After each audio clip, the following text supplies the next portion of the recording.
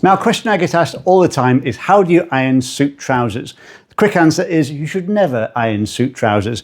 People who understand garment care will tell you that you never iron suit trousers, you should press them. This may seem like a subtle difference, but there is a very significant difference between ironing and pressing. If you iron a shirt, for example, then the sole plate of the iron, the very hot part, is coming into direct contact with the garment itself. When you press, then you are taking extra precaution and you're not using the ironing technique. So you're not gliding the iron along the garment, you are just pressing the seams and the creases. How then, you are asking, do we press a pair of trousers? Very good question, I'm going to show you.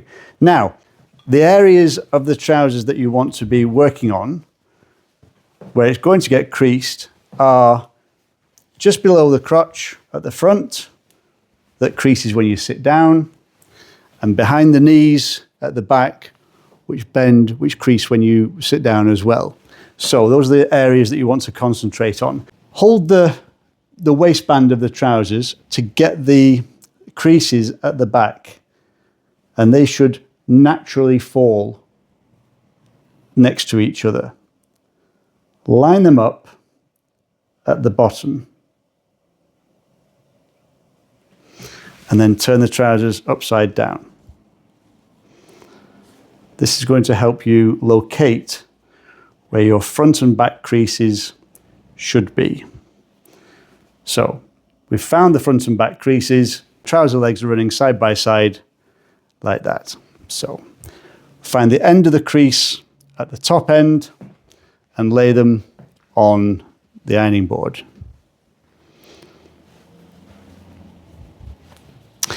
In terms of the iron itself, we're going to use a standard steam iron, and we're going to set it to the lowest setting where the steam is on. If you set it to the really lowest setting of the iron, there'll be no steam. We're going to use the steam because that's going to help us set the creases where they need to be.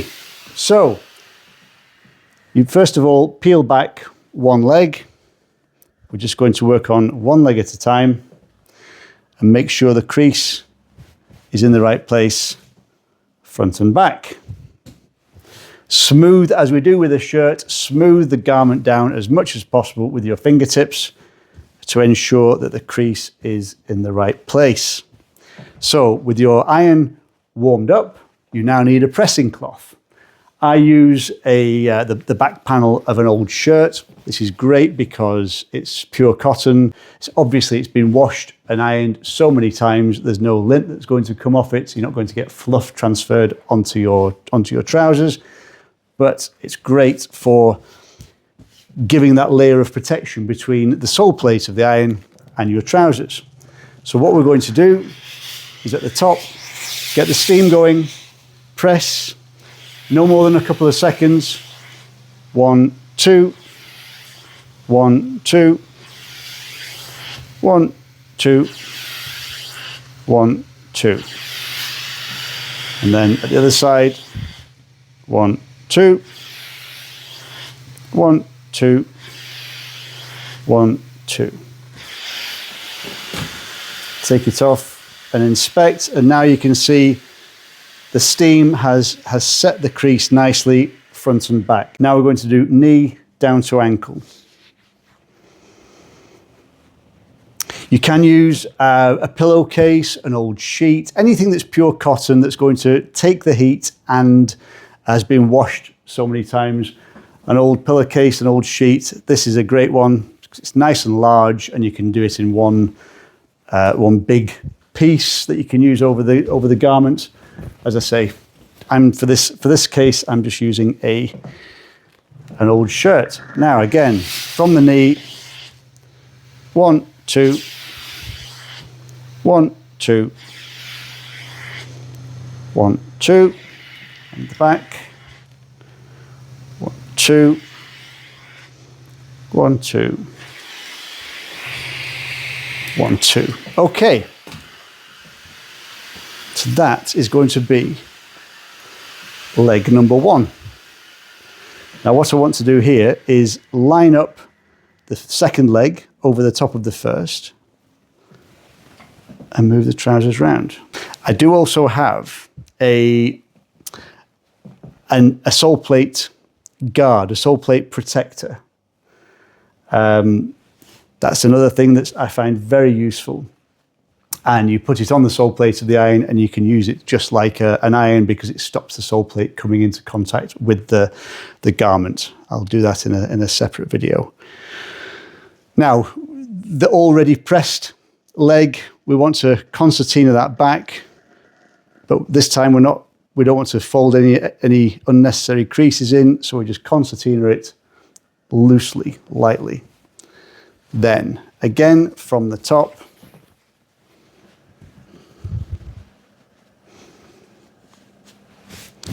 right up to the crotch, and again, 1, 2, 1, 2, 1, 2, 1, 2, 1, 2, 1, 2, 1, 2.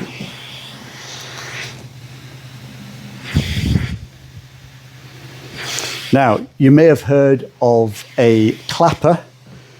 A clapper is a wooden bar that you can also use to knock the creases into a pair of trousers. You don't see them very much these days, but I don't use one, but you will still find people who do.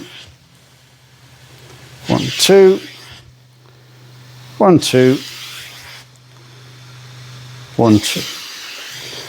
Now this is giving you the benefit of the steam and the heat at the same time as protecting the trousers from the excesses of the sole plate of the iron. Put that to one side.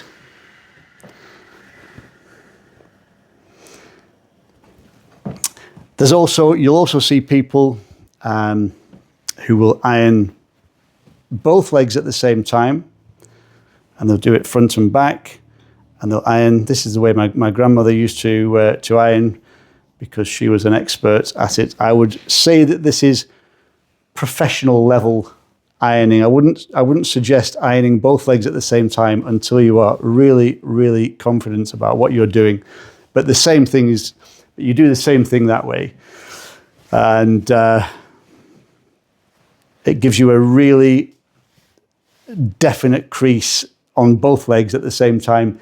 If you get one leg just a little bit out of kilter, then you're going to end up with tram tracks, which is where you've got an existing crease down the front and back, and then you just ironed a new crease into the front and back, which is something to avoid.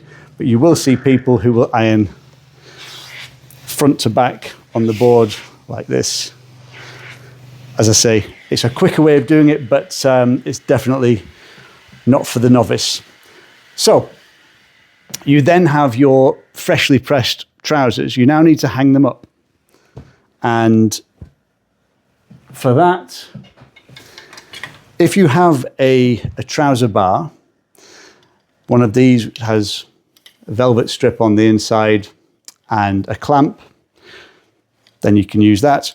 These are very good because what they do is they hang by the ankle of the trouser,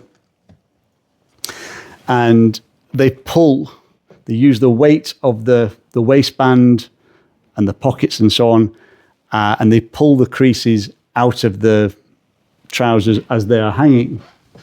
So when they hang like that, in your wardrobe, you're getting all of that weight, putting tension on the trousers. Most people don't have trouser bars like that, or they don't have the space to hang the full trouser vertically. So you're going to end up folding them onto a standard wooden coat hanger with a trouser bar on it. For this, we do what's called the Savile Row Fold. I've demonstrated this many times, but basically you take in between the two legs of the trouser, you slot the trouser bar and you slide it along until the bottom of that leg touches the crotch in the middle. You then lay it down and fold the second leg through. And that looks like it's going to fall off, but it's held in place by friction at the top.